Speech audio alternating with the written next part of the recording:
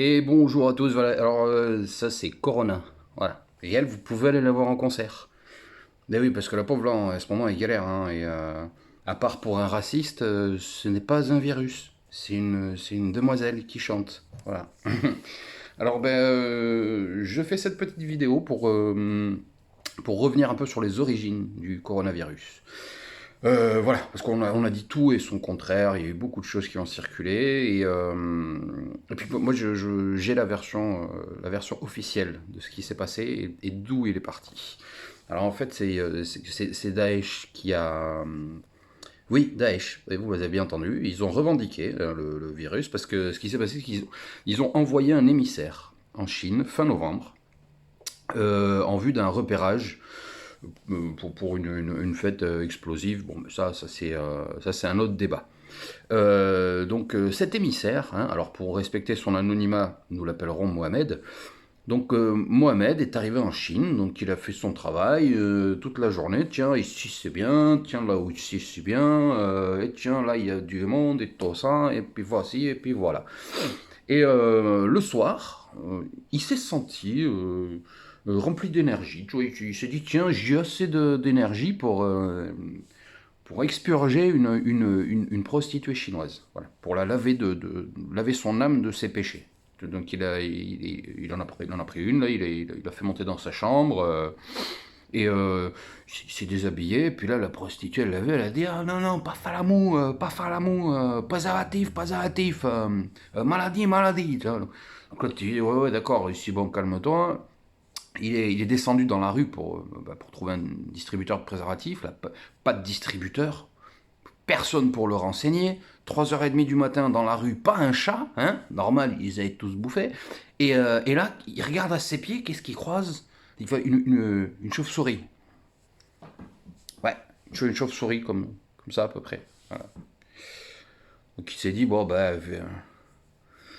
il avait vraiment envie d'expurger, donc il s'est dit, allez, il verra que du feu. On ne sait pas. Donc il est remonté, il a installé la chauve-souris sur son Scooby-Doo, sur son bigoudi, et là il s'est retourné, la prostituée elle a vu ça, elle a fait incroyable, préservatif Batman, oh très bon, très bon, Falamo avec Batman, t'as été contente, tu vois, donc il a fait, il a lavé son âme, et une fois terminé, donc il a retiré la chauve-souris et il l'a jetée par la fenêtre. Truc qu'il faut pas faire, normalement c'est poubelle, tu vois. Et en bas, il passait le vendeur de chauves-souris qui allait au marché à Wuhan, tu sais, et avec son panier sur le dos. Donc la chauve-souris, puf, elle est tombée dans le panier.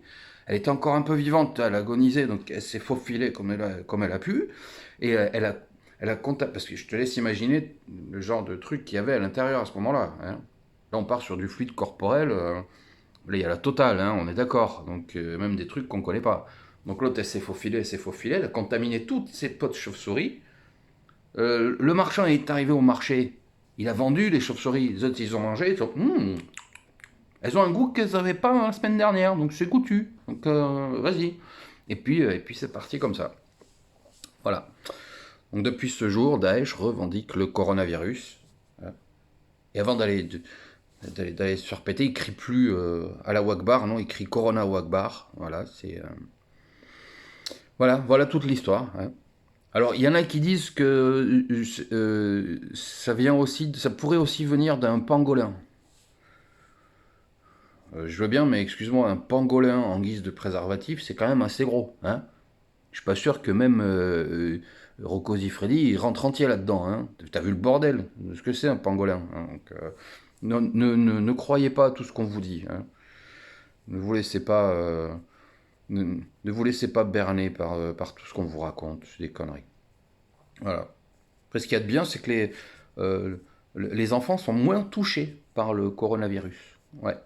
Et on peut même rajouter que les enfants sont moins touchés grâce au coronavirus. Ça, c'est plutôt une bonne nouvelle, hein, parce qu'en ce moment, la pédophilie, elle a retrouvé ses lettres de noblesse. Et oui. Ah ben, on la récompense, hein, on la césarise, donc autant... Faut s'habituer, c'est une nouvelle ère, hein, donc 49.3, tout ça, tu vois, c'est... Ah ben la pilule, elle a pas de mal à passer, hein. Surtout ça dépend dans quel orifice on la prend, mais Mais tout se passera bien. Voilà, hein. Ah, mais en attendant, prenez soin de vous, hein. Restez bien chez vous. Si vous avez des proches qui sont, qui ont un problème de santé, parce que sachez bien que les personnes fragiles de base, avec des problèmes respiratoires, hein, sont les personnes à risque au niveau du coronavirus. Elles peuvent en mourir. Donc, si vous avez des proches qui ont des difficultés respiratoires, n'allez pas les voir. Dites-leur de rester chez eux, de rester confinés. Et prenez soin de vous, prenez soin de vos proches, lavez-vous les mains. Et puis faites attention à vous, tout simplement. Hein. Et je pense qu'on, si tout le monde respecte les normes de sécurité, on devrait sortir de cette crise avec, je l'espère, sans trop de casse. Hein. Voilà. Malgré les normes de sécurité, hein, je vous embrasse quand même. Prenez bien soin de vous, je le répète, et puis je vous dis à très vite. Salut.